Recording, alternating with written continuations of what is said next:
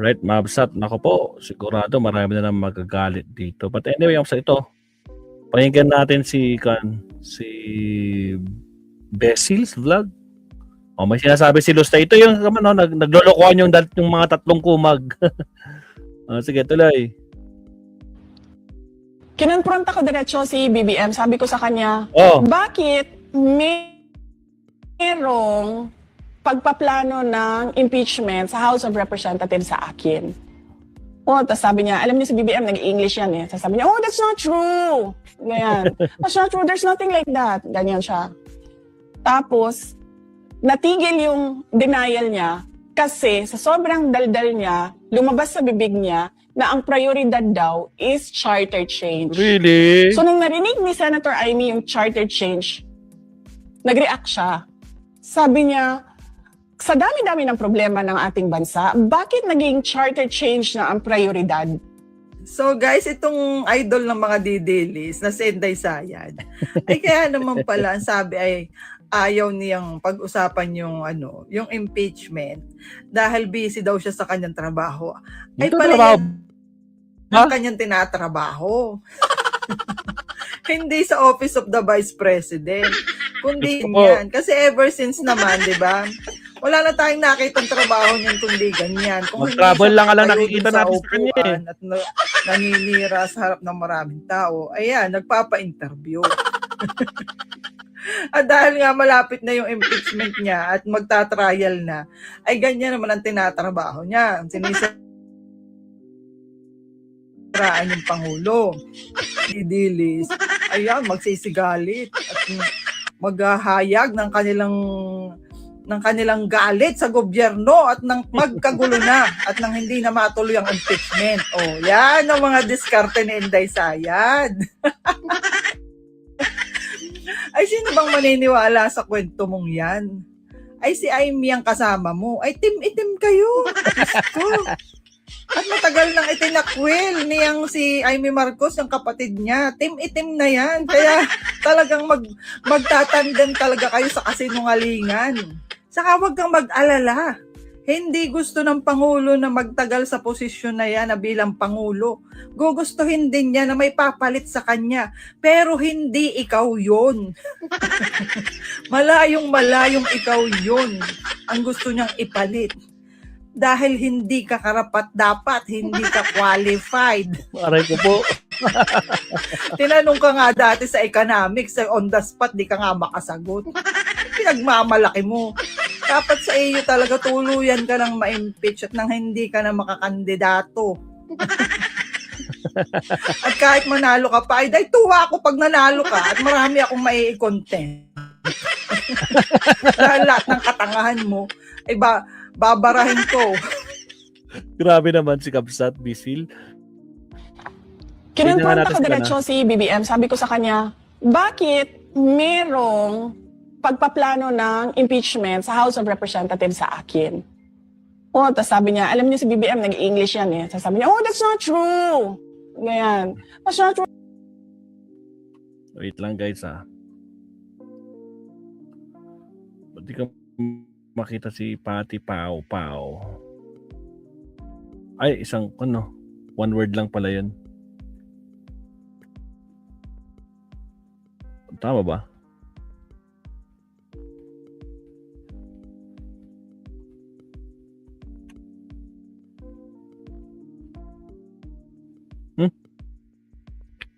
Tama ba spelling ko ng Patty niya?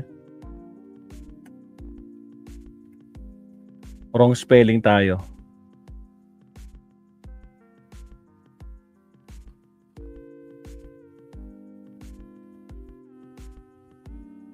Wait lang Patty. May H ba yung Patty niya? Hindi, wala.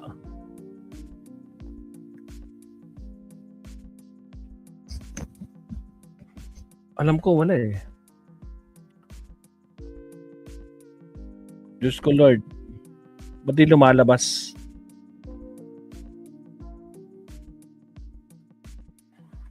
Sige, Alfred na lang muna tayo. Kabsat Alfred, ano nang balita? Nako.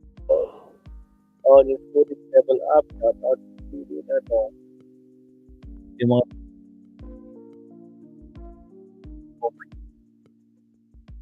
Lord, hindi yan pinigilan ni Sayad. Anong alin? Sige. Nandito na naman ako, syempre, magandang umaga dyan, no? Magandang gabi rito. O ito, pag-usapan natin, no? So, ito na nga, confirmed na, di ba, ang form and substance patungkol sa impeachment ni Inday Sayad, no? So, affirmed na. So, ibig sabihin, papunta na tayo sa susunod na bahagi. So, gumana na, tumatakbo na yung 10 araw, 10 calendar days na si Inday Sayad ay pinasasagot na sa mga akusasyon laban sa kanya. At syempre, pagkatapos ng 10 araw na yon, meron namang 3 araw ang prosecution team upang sagutin naman yung sagot ni Inday Sayad. At pagkatapos, meron uling 3 araw na para kung gusto ni Sayad na sagutin uli yung kanyang sagot naman, nasagot naman na ginawa nitong prosecution, pwede pa rin. So, in total, meron tayong 16 na calendar days, no? Na calendar days, ha? Ibig sabihin, hindi kasama ang Sabado-Linggo rito, guys, ha? Sa 10 araw dito. Teka lang, calendar days kasama na Sabado-Linggo. So 16 days gala kasi pag sinabing hindi kasama ang Sabado-Linggo, working days naman 'yon. Tapos ang session days, di yung 3 araw lang na kapag may session ng kamara. So calendar days, tuloy-tuloy 10 araw, ha. So 16 na araw ang ating hihintayin. Simula nang ito ay matanggap ni Inday Sayad. Pero ito, guys, ang una kong ito ang pinupunto ko. Bakit ko dinidiscuss ito, guys, ha? Kasi una-una, guys, ito na yung magandang bahagi ng mangyayaring impeachment na ito na hindi na kayang iwasan ni Inday Sayad. Hindi na kayang kontrahin at i-delay ng kanyang mga abogado. At hindi na nila ito mapipigil. Alin yon? Ang pag-i-issue ng subpoena, ano pangalan ito? Subpoena duces tecum. Yon. Subpoena duces tecum. Okay? Grabe kasi, hindi naman tayo abogado.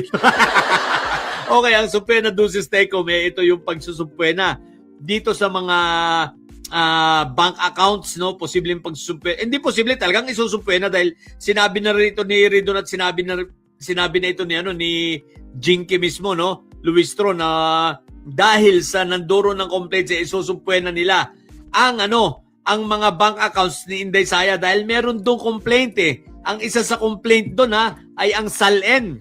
So when we say SALN, ito ay konektado. Karugtong nito ay finances. So karugtong nito ay bank accounts. No? So yung increase ng kanyang assets from 18 million noong 2007, tama ba yung aking pangintindi? 2007 at umakyat siya ng nasa 88 million ng 2025, 2025 gama, 2024, 2025, no? Questionable talaga yon dahil napakalaking porsyento, no? 18 So, oo, siguro mga ilang percent yun. Kung 18 million, 8 million o 18 million, basta sabi nila doon, mataas mga 1,000%, di ba? Tama ba? 100, 1,000%. 100% kasi lang 18 million, di another 18 lang yun 32, tama. So, pero guys, ang pinupunto ko, wala na sila Inday Sayad magagawa at hindi nila ito mapipigilan sapagkat hindi sakop ng bank secrecy law ang impeachment. Ang impeachment ay kasama sa exemption ng bank secrecy law at may ruling na rin dyan ang Supreme Court. Diba? May paliwanag na rin dyan ang Supreme Court. Okay? So guys, hindi nila mapipigilan ngayon ang pagsusubpoena duces tecum. Hirap na hindi abogado. Mga terminology, no? Subpoena duces tecum ng Kamara, yon, tutuloy-tuloy ito. So mabubuksan at makikita ng makikita ng buong sambayan ng Pilipino ang breakdown at ang pagpasok, paglabas ng pera sa mga bank accounts nitong si Inday Sayad. At ang tanong, ito ba ay magko-cross match sa kanyang SALN? Ito ba ay babangga at tatama sa kanyang kasalukuyang declared SALN? Huwag natin kakalimutan si former Justice Corona ay dito ito ang kanyang kaya siya na-impeach dahil sa SALN, ha? I think pati si anong pangalan, Sereno, di ba? SALN din. So napaka-importante ng SALN. Pero ito ay isa sa mga matibay. Bakit ko ito binibigyan ng punto? Dahil nga sa maganda itong tingnan. At dito na natin makikita kung si Sentre ay nagsisinungaling o hindi. Pero sa body language ni Sayad, na takot na, kung ano-ano na mga pinagagawa, matik na. Pero sige, hintayin natin na lumabas, no? Sapagkat hindi na nila ito kayang pigilan, hindi pwedeng tumanggi ang bangko. Pag ito ay in-order ng Committee on Justice sa AMLAC, talagang ilalabas nila ito. Wala silang magagawa. Sabi nga, di ba? Subpoena ducis tecum. O ang isa pa na hindi nila mapipigilan ay ang itong subpoena naman ng what do you call this? Marine. Ad testificandum. Hindi kasi tayo lawyer, di ba? Okay, subpoena ad testificandum naman. Ito naman ay tatama naman ito ay kay Madriaga, no? Ito pala yung pagkakaiba, guys, ha? Pasimple natin, pag subpoena ducis tecum, ito ay patungkol sa mga dokumento. Kapag naman ad testificandum, ito ay patungkol sa person, no? Sa tao. So ngayon, isusubpoena ad testificandum itong si Madriaga sapagkat may complaint doon.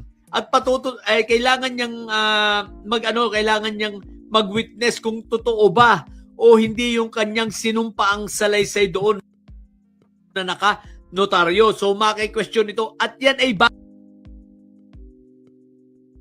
na hindi kayang pigilin ni Inday Sayad. Kaya nga siya nagsampa ng perjury para intimidate at the same time subukan kung pipigilan ng korte. Pero mukhang malabo pa sa sabaw ng pusit.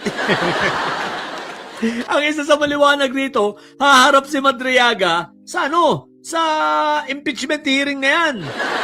Sa mini trial na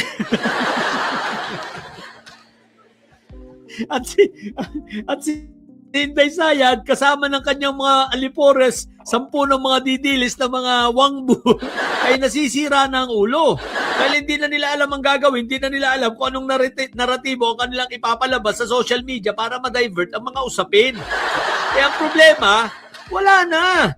Kita mo, sablay yung 18 Marines. Yung 18 Marites pala.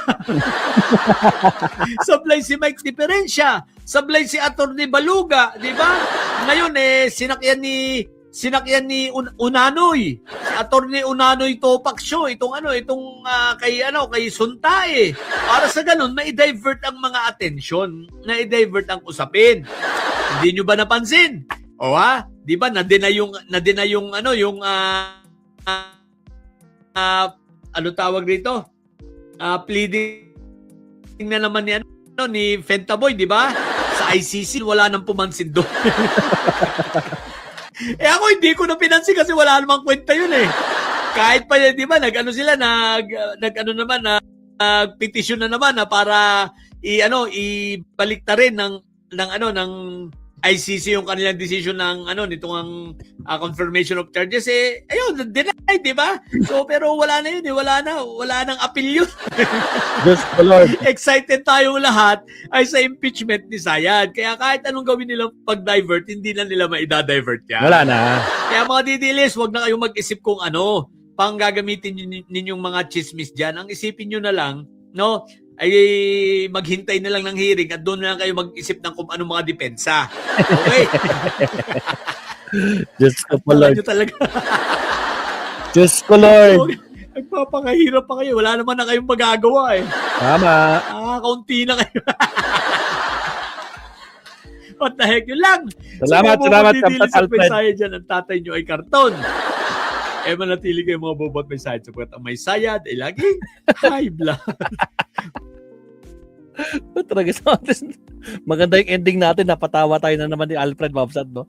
Diyos ko Lord, mga Mabsat, talagang problemado sila. Wala na talaga. Tapos na kasi pamamayagpag nila, Sir Tony. Na, enough is enough. Ganun lang naman yun, mga Mabsat, no? Pero anyway, Diyos ko Lord. Kahit anong gawin nila, wala ring papasok. No? Walang kumakapit, no? Kahit alang beses sila na humingi ng kanyan ng interim release, wala talaga, no? Tawad din na mapipigilan, wala na. Kaya talagang, ito na, this is it, pansit, no? Magbibilang na tayo ng oras at mga araw, na ang pagdating sa impeachment ni Lustay, Diyos ko Lord. Pati yung mga garapatan nilang mga bakulaw at saka kumag, putrages, pare-pare silang naglulukuhan. Diyos ko Lord. May utang daw. May utang daw si Congressman Luistro. Sinagot ni Congressman. Putrages, kung may utang, padala niyo ako ng kung talaga may utang, hindi yung puro kay dakdak. Diba? Dapat may kasulatan. Wala naman lumalabas, no? At saka hindi naman lumabas doon sa process nila yung anong tawag nun? Yung law firm nila, wala naman